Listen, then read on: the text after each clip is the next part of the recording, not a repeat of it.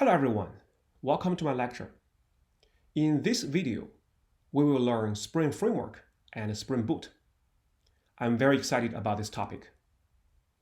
Here is the outline of my lecture. First, I will talk about what Spring Framework is, why we need it, and how to quickly initialize a Spring Boot project in IntelliJ.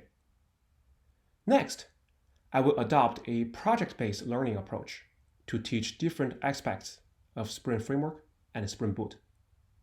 That is, together, we will work on the backend of an interesting web application called Hogwarts Artifacts Online. As you probably know, I'm a big fan of Harry Potter.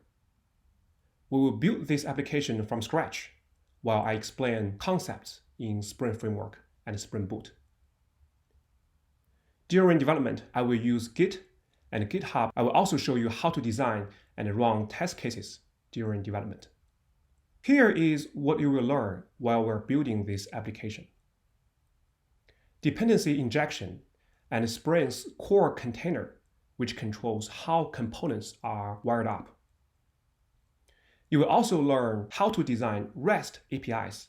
You will learn how to build the web layer of an application using Spring MVC.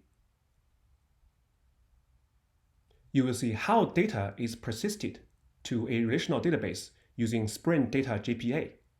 JPA stands for Java Persistence API.